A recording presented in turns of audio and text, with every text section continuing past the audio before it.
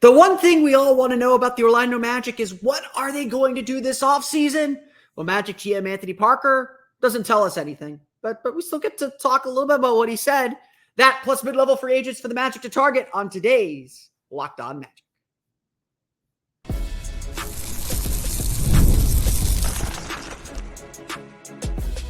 You are Locked On Magic, your daily Orlando Magic podcast, part of the Locked On Podcast Network, your team every day.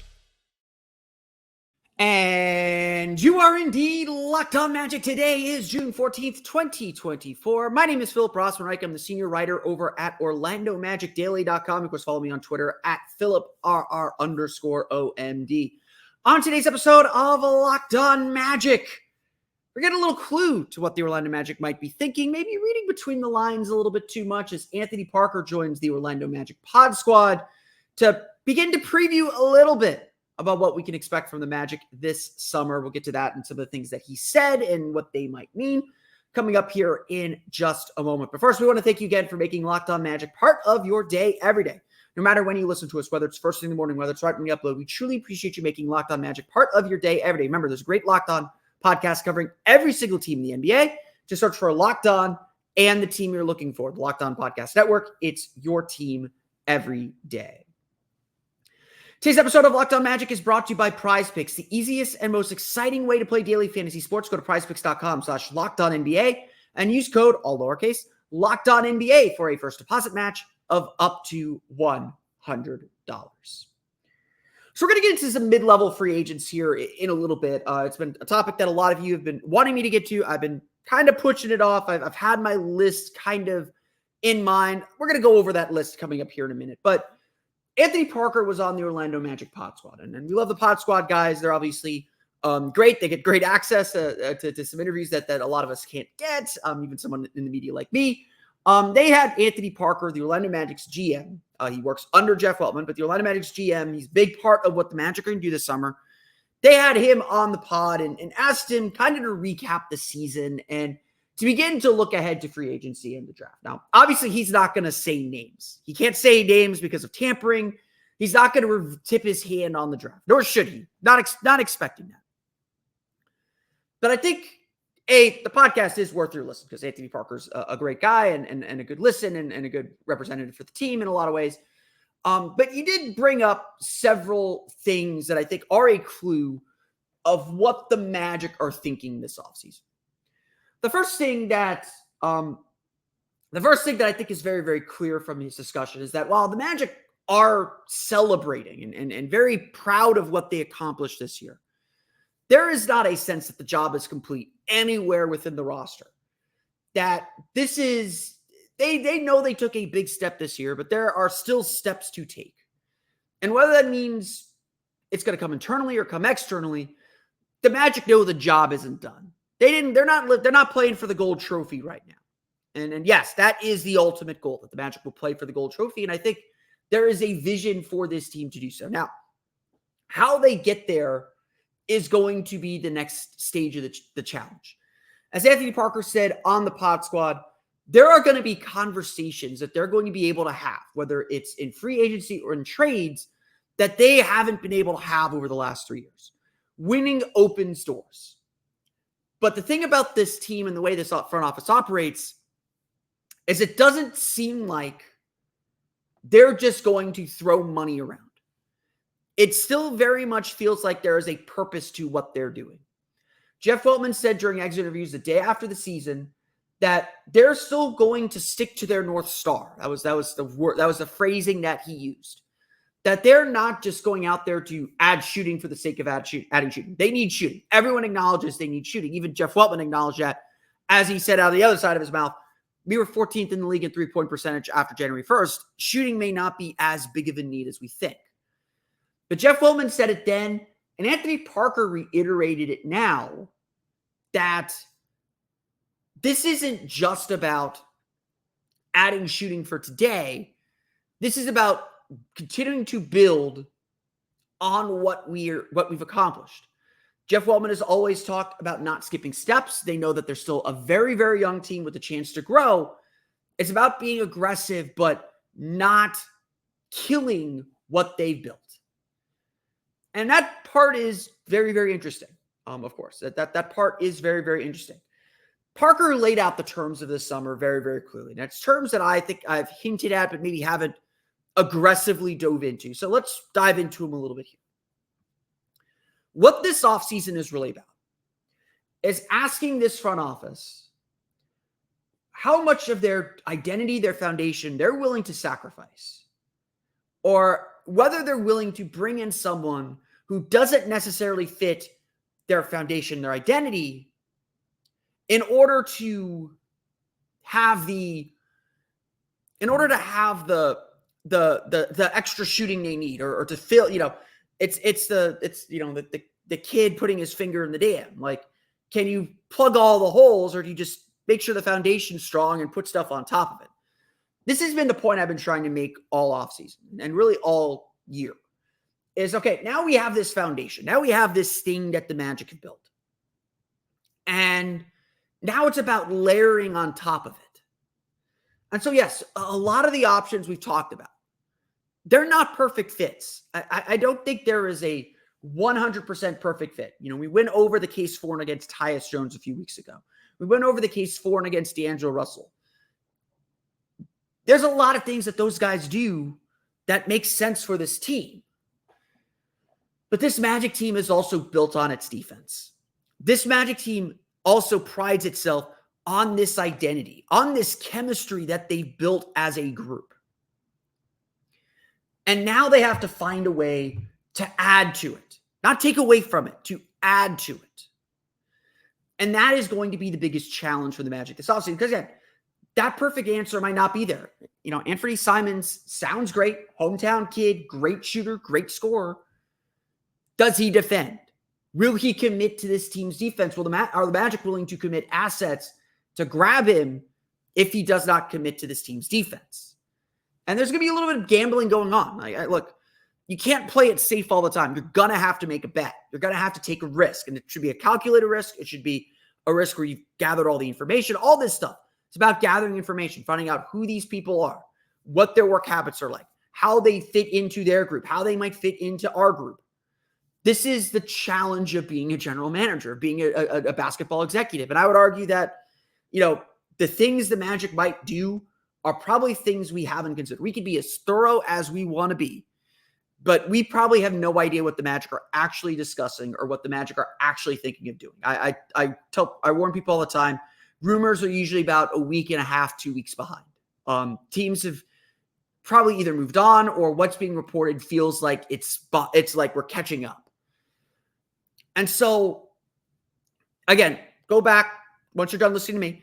Go to the Orlando Magic Pod Squad. Fire it up on wherever you get your podcasts. Go to the YouTube page, whatever it is. Anthony Parker has a lot to say about this team. There's a lot that this team feels like it's cooking with. And while I think this is a summer where the Magic will be aggressive, where the Magic will spend some money, I get the feeling, and again, I've talked about this with Keith Smith of Spot Track, and I think a lot of us who follow this team kind of understand this. This is not a summer where the Magic are going to win the summer. They're not going to get a grade of A+ from everyone on July 15th when free agency is pretty much over. That's not how this summer is going to go. It's going to be a summer where they'll get a solid B grade. They'll say they could have done more, but the Magic aren't out here to win headlines in July. They're out here to win games in May and June. And this is summer that we'll have to set that up. Again, I think we'll all be a little disappointed if the Magic don't do anything. If the Magic just run back the roster in some form or fashion. There's clear needs they have to fill and clear things they have to do. But knowing this Magic team and knowing, again, what Anthony Parker said here, the Magic aren't about to just do stuff to do stuff. Yes, they have some money. Yes, they have these avenues to make some expenditures and make things happen. But it's still going to be a very disciplined approach. It's still going to be a very focused approach. It's still going to be focused on who this team is and what they need to do. It does not feel like the Magic are going to overreact or overcompensate for something that they saw in the playoffs. I'm sure they have an idea of what they need to make Paolo Banchero's life easier, Franz Wagner's life easier. I'm sure exactly what Paolo told the Washington Post. It's a table setter. It's someone that can kind of ease that burden a little bit. But it doesn't feel like the Magic are just going to throw money around to throw money around. They're going to be focused and intent with what they do. They know what kind of player they're looking for. They know what they're not willing to sacrifice. And they will make their bet. And we will see what that bet is here in the next week and a half to 2 weeks. We've wanted to get to this for a little while. We've gone over some of the big names in free agency. It's time to focus on the little people, or at least the mid-level people. Mid-level free agents to target. We'll talk about what other resources the Magic have this offseason coming up here in just a moment. But first, it's time for a quick word from our friends over at PrizePicks. PrizePicks is America's #1 fantasy sports app with more than 5 million members. It is the most fun and exciting way to get in on the action while you watch your favorite sports and players. You just pick more or less on 2 or more player stats for a shot to win up to 100 times your cash. With PrizePicks, there are so many great ways to play, and the finals mean more on PrizePicks. So do the star players. You get boosted payouts on selected basketball stars that you won't find anywhere else. With NBA games running out, now is the time to take advantage. There's always action on PrizePicks, and this is the perfect time to try out something new as basketball winds down. Make sure to try out esports this month, because for every Wednesday and Saturday in June, if your lineup doesn't win, you'll get your entry free back. Choose from Counter-Strike 2, Call of Duty, League of Legends, and more. Really, PrizePicks has everything. NBA, NHL, esports, WNBA, baseball. You can mix and match sports. It doesn't just have to be one sport to make the player pool that helps you win. PrizePicks is available in Florida in their peer-to-peer version, so you do have to compete against other people in bigger pools, but PrizePicks is still the same game. All you have to do is pick more or less on player stats and see those prizes come in. It's really that simple. I'm a big PrizePicks fan. I play maybe once or twice a week. I'm pretty informed, so I feel like I should do pretty well. But PrizePicks was always easy, fairly easy payouts, and really just a fun way to play daily fantasy sports. I love it much better than some of those other daily fantasy sports outlets.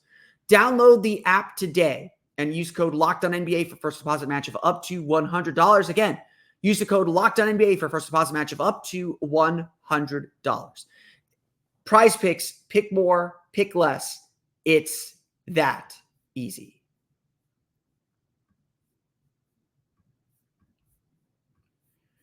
We want to thank you for making Locked On Magic part of your day every day. If you're like me, sitting at home, you like to have sports on, even if you're at work, in the office. We all listen to our sports podcasts. Well, get the shouting out of your ear. Nobody likes people shouting about sports.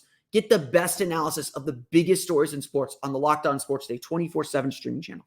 You can find that on YouTube or the Amazon Fire TV channels app. It's the best of the Locked On Podcast Network, from local hosts like me, as well as national shows covering the leagues at large. Get the best stories in sports from the local experts on Locked On Sports Today 24/7. Part of the Locked On Podcast Network, your team every day. I think a lot of us, just based off experience too, have this conception that free agency, when you have cap room, that means you're going after the stars. And look, I'm not going to sit here and say don't go after the stars. I did the whole episode about Paul George yesterday and explained a little bit about why I don't think he's the right guy to pursue, but a lot of those reasons weren't basketball reasons. Better players are good. You shouldn't be upset about getting better players. If the Magic do end up chasing and signing Paul George, I'm not going to be upset. I don't care if the Magic don't follow my suggestions. They're smarter than me on this stuff. They have a lot more information than me on this stuff. We'll judge it by the results judge it by the results more than anything else. But there's no basketball reason not to go for, in my opinion. But it's, as I mentioned then, and as I'll mention now, it's not just about throwing your money at one guy. And that's essentially what you're doing with Paul George. It means you're relying very heavily on getting this pick right at 18, maybe some trades to bolster the roster. That's not the vision that I have for this summer. The way I would approach this summer is I would start, you got, let's say $40 million in cap room. That's a rough estimate of how much money the Magic have. It's really like 41, 42. You got $42 million in cap room. My conception is let's spend 20 to 25 million of that on a starting level player. Get a starter in that point guard, shooting guard spot. Now that could be through a trade because obviously you can absorb more salary with that cap room.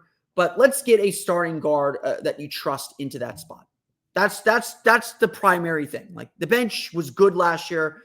I would argue that it has its weak spots, but the bench was solid. You replace Gary Harris with a starting point guard with a more solid point guard or shooter, a Malik Monk, Tyus Jones, D'Angelo Russell, the guys we've all been talking about. Maybe Klay Thompson fits into that. I'll probably do Klay Thompson next week, but that's where I start with the summer. But you got $40 million in cap room. That means you still have $15 million to spend. And the way I conceptualize this summer is you're adding essentially three free agent players. The starting guard, wing to come off the bench to bolster that bench lineup, essentially replacing Joe Ingles' minutes, and then a third center. And I don't know if you're going to be able to spend minimum on that. I've seen some people pitch, the Warriors are expected to cut Kevon Looney as a cost-cutting measure. People have been pitching, why don't the Magic go after him? I think that would actually be a good idea. I've been pitching to people like, oh, let's go get Andre Drummond to play that third center role. People are, some people ask, like, he probably still wants to be a backup, still wants to play. I was like, yeah, that might be true. So there are, the center market's very, very tight, but there are a few options out there. And obviously, you can make trades for third centers. You're not killing yourself, going after, you're not like, I want to spend the minimum, if anything, or a little bit more than the minimum, maybe $5 million on that. You're reserving the room mid-level exception. It's about $8 million for Mo Wagner because this is Magic team's a cap room team. They don't have the full mid-level exception because they'll spend the full mid-level exception, about $13 million in cap room. So the Magic are in competition for all of these kind of mid-level free agents. And there are players, and we're going to get to them here in a minute, that fit that bill, that would look really good and really contribute to this team. But I just want to emphasize, I look at this depth chart, and that's where I'm starting with everything. As I look at the depth chart, I look at the depth chart, and I see that there are clear holes that this team has to fill. There are very, very clear issues that the Magic have to resolve this offseason to kind of complete this roster. And again, a lot of it's just like, okay, here are the players going out. Here are the players you have to bring in. Gary Harris, starting lineup, going out. Need a starting guard. Markelle Fultz likely going out. Well, Anthony Black's going to fill his minutes in, so now you've got that extra rookie spot on your roster. Joe Ingles probably going out. I've kind of settled it that Joe Ingles is probably not going to have his team option picked up. The Magic are going to use that money elsewhere. Joe Ingles going out. Either Jet Howard, Caleb Houston, or someone you're picking up in free agency is replacing those minutes. Goga Batadze likely going out. You need a third center to fill those minutes. Then you have Chibo KK. Then you have, some extra wing help. You're just looking to fill out your roster. And while, yes, the Magic's bench was really good last year, fourth highest scoring bench in the league, it kind of let them down in the playoffs. And I think, we want to see the Magic increase their three-point attempts. And I think just generally, are you trusting Caleb Houston after the season he had? Maybe you can't. I don't want to give up on him completely. I'm willing to take a risk on maybe some injury guys, knowing that I have Caleb Houston and Jet Howard in my back pocket, giving those guys an opportunity when that time comes. But I don't think you should just hand them the minutes. They did not do enough, in my opinion, to say these guys are it. I'm riding with them. Anthony Black at point guard, I think I'm there. But it wouldn't surprise me if the Magic chase a point guard there too, if they kind of reframe their whole point guard position. And obviously they have Cole Anthony too. And, there are a lot of questions the Magic have to answer. And, trades might further reveal some holes. But this is where I stand. Adding a wing shooter, particularly, with that mid-level contract, again, like a $13 to $18 million contract. If you go a little cheaper, great. The $13 to $18 million contract, that's kind of where I'm thinking with this Magic team and where they have to spend and where they have to put some attention this offseason. Again, I want Jet Howard to have a path to play. Caleb Houston at least has earned a chance to fight for those minutes too. But we're also now in the business of winning. We're done with this development stuff. We're not just gifting minutes to rookies. We're done with development. It is about winning. What's going to help this team win? And I think that's ultimately the question here. That's ultimately what this team is trying to do. And so, of course, we will see what they ultimately target. So who out there would fit this bill? Who out there is a mid-level free agent target? I'm going to give you some names coming up here in just a moment.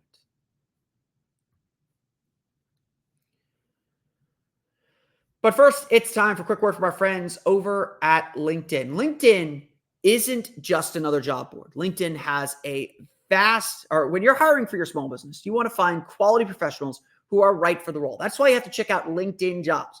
LinkedIn Jobs has the tools to help you find the right professionals for your team faster and for free. I know as a job seeker on LinkedIn, LinkedIn has so many great links to so many great companies. It's a job board that I trust because LinkedIn has that power as the largest professional social network, I believe, out there with billions of professionals like me looking to find work. LinkedIn gives you access to this huge network you can't find anywhere else. It does all this while making that process easier and intuitive. Hiring is easy when you have that many quality candidates. So easy, in fact, that 86% of small businesses get a qualified candidate within 24 hours. LinkedIn knows that small businesses are wearing so many hats and might not have the time or resources to hire. They're constantly finding ways to make the process easier, even launching a feature that helps you write job descriptions. 2.5 million small businesses use LinkedIn for hiring, so why not you? Post your job for free at linkedin.com/LockedOnNBA. That's linkedin.com/LockedOnNBA to post your job for free. Terms and conditions apply.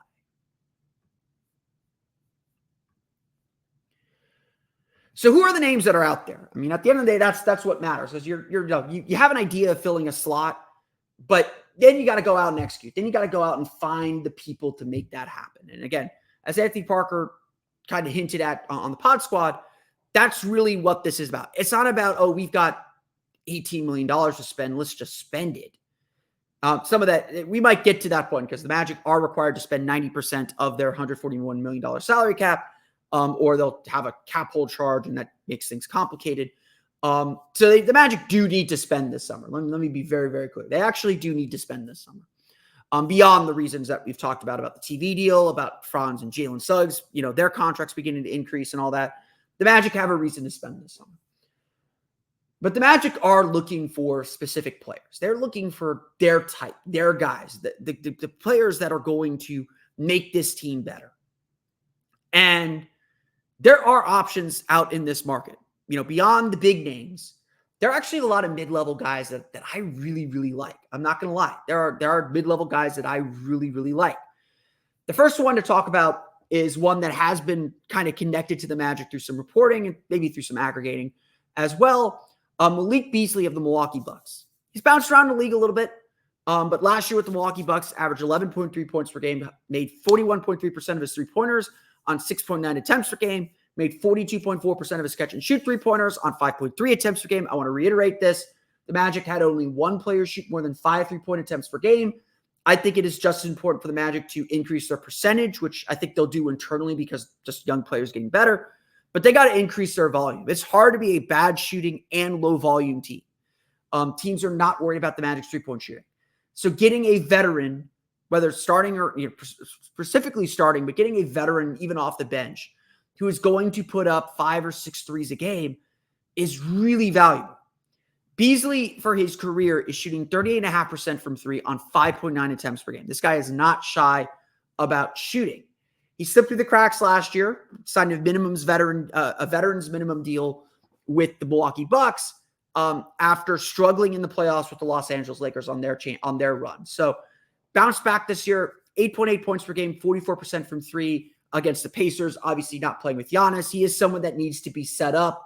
You need to be able to kick the ball out to him. And I think that's honestly, when we talk about kind of the spot up shooters in this draft and this free agent class, to me, that's the bigger concern is can the Magic become a better passing team and move that ball around a little bit more? That's going to be the issue with a lot of these guys. But Malik Beasley should be fairly affordable. I don't think, I think he is someone that will get close to a good chunk of the mid-level, like 10, 11, $12 million. You're looking at maybe a 2 for 25 or 3 for 40 type deal. That's very manageable. And I think that's something the Magic would do.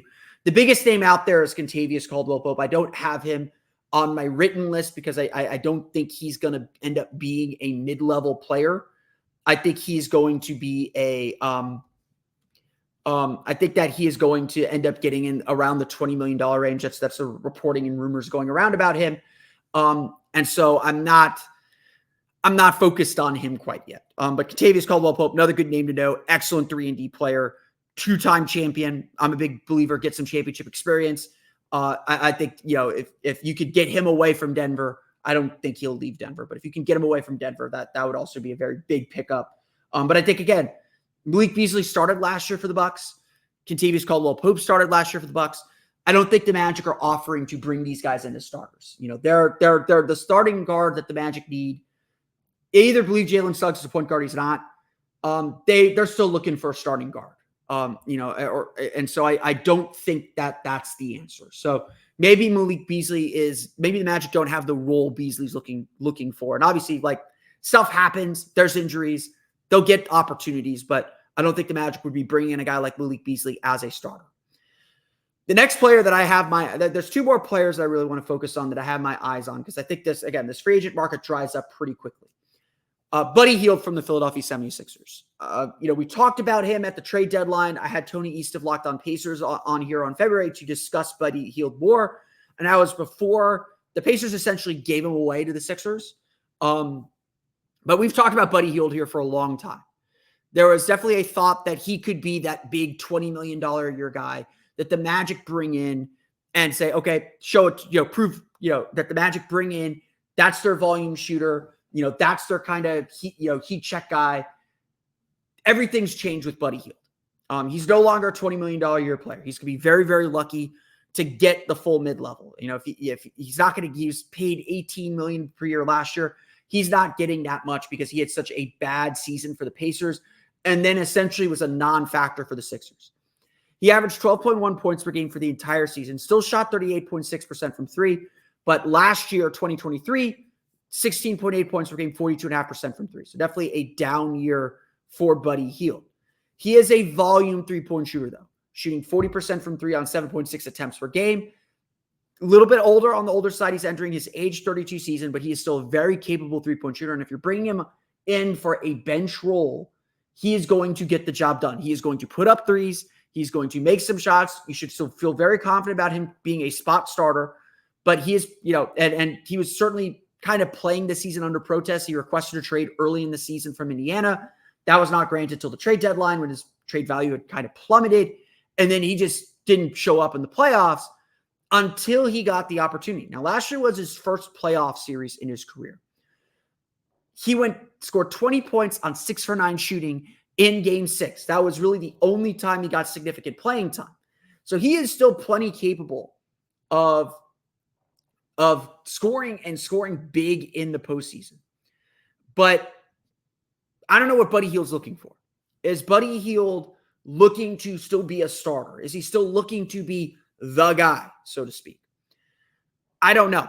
I don't know what Hield is looking for, what Hield is thinking at this point. But certainly it's very possible the Magic could bring him in on like a 1-year, whatever they need to do to outbid him and say, hey, go out there and prove it to us. Now, I don't think that's the right call for this Magic. I think you still do a 2-year deal. Maybe you put a team option or a player option on that second year or do some type of protection on that second year with a player like Hield. But I don't think the Magic should just be rolling over their cap room. I think they need some salaries to kind of be able to move around. And I just want to make this point. Cole Anthony is essentially being paid the mid-level exception. He's at $13 million next year, 12-point-something million dollars next year. We're not talking about a ton of money here at the end of relative to the NBA. Bring him on a 12, bring him on a 225, again, like 3 for 40 with a team option on that last year, some type of non-guarantee on that last year. This is to me the way that the Magic would chase after a guy like Hield, just to kind of say, okay, prove to us that you still have it. Like there's still stuff we like about it. But at the end of the day, we're all obsessing about the shooting. The shooting matters. Hield is an excellent shooter. Still an excellent shooter, still a gravity shooter, still someone that can get hot, give you a big game. That's what the Magic are looking for. Just a little bit more dynamism to their offense. Another offensive threat. And whether he fits the bill defensively, Malik Beasley, I think, fits the bill defensively a little bit better than Hield. That is a fair question. The last mid-level guy I want to talk about is Gary Trent Jr. That's a guy that Magic fans have had their eyes on for several years. He was a target for the Magic in, I believe, the summer of 2021 before he re-signed with the Toronto Raptors. The Magic were expected to kind of throw a big offer at him. That ended up not happening.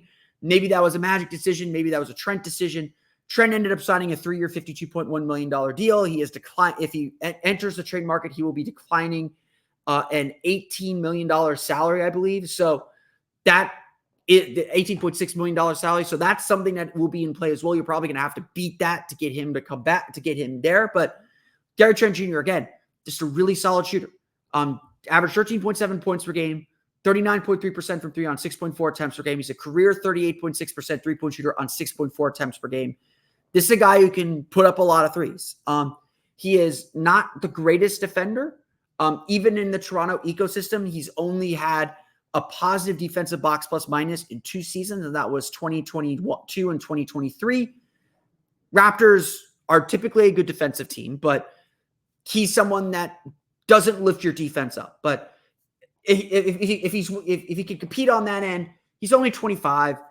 Toronto was a mess last year. I think he took a little bit of a step back last year.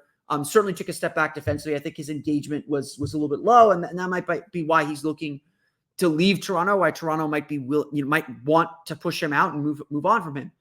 But Trent can get hot. He can hit a lot of threes, and that's really what I'm looking for from this spot. I'm looking for someone that's going to be a little bit of a heater, and again, space the floor. It's something we're all obsessed with. Could they go after a Derrick Jones Jr.? Sure, fits their defensive identity. I think he's a better three-point shooter than people give him credit for, but Derrick Jones Jr. has the same problem that a lot of players on this Magic roster have. A little bit hesitant to shoot. If he's not hitting shots, he's going to pass up on shots, and that just cannot happen at the level the Magic are at. You've got to be able to make, the willingness to shoot is as important as making the shot. You got to make the shot, but the willingness to shoot matters. And so I would like the Magic to bring in some volume three-point shooters. They need more guys who are going to shoot 5 threes per game. Like, the Magic cannot be 29th in the league in three-point attempts next year. They've got to shoot more threes.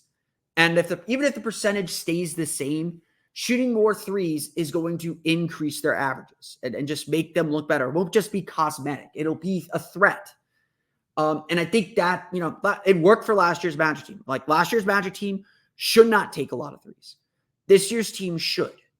And so I do think that is something for the Magic to consider, and one of the reasons why these are the players that I'm looking at. These are the players that I think will matter for the Magic. And I would hope that, again, my goal for the summer, my ideal summer, at a starting guard, at a bench wing, and at a third center. And then whatever you get in the draft, you get in the draft. But that's where I'm at this offseason, and why I think this mid-level free agent is really important. And again, there are some options. There are some good options, some good long-term options.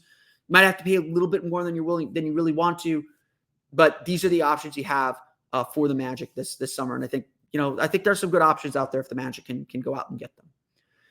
But that's going to do it for me today. I want to thank you all again for listening to today's episode of Locked On Magic. Of course, find me on Twitter at @PhilipRR_OMD. Subscribe to the podcast and Apple Podcasts, Stitcher, TuneIn, Himalaya, Google Play, Spotify, Odyssey, and all of my podcasts to your podcast-enabled listening device. For latest on the Orlando Magic, be sure to check out OrlandoMagicDaily.com. You can find us there on Twitter at OMagicDaily. And also be sure to check out my Patreon page, the Orlando Magic Hub, for even more Orlando Magic content. I am doing my player reviews, my player evaluations on the Patreon page this year. So if you want my grades on every player on the Magic, got to subscribe to my Patreon page. It's patreon.com/Orlando Magic Hub. And as always, thank you for your support. Now that you're done listening to us, be sure to check out the Locked On Sports Today 24/7 streaming channel. You can find that on YouTube, and now available on Amazon Fire TV in the free Fire TV channels app. Locked On Sports Today is here for you 24/7, covering the top sports stories of the day with the local experts of Locked On, plus our national shows covering every league. Find Locked On Sports Today now available on the free Fire TV channels app. That's going to do it for me today, though. I want to thank you all again for listening to today's episode of Locked On Magic. Have a great weekend, everybody. We'll be back Monday, likely recap Game 4 one way or the other. of the NBA Finals, the lessons we can learn from that, plus a whole lot more as we kind of take a temperature of the league on Mondays. We'll do Draft Tuesday as usual, and then we'll see what else the week brings us next week as we get closer and closer to free agency, to the draft and all that. But have a great weekend for now. We'll see you all again next time for another episode of Locked On Magic.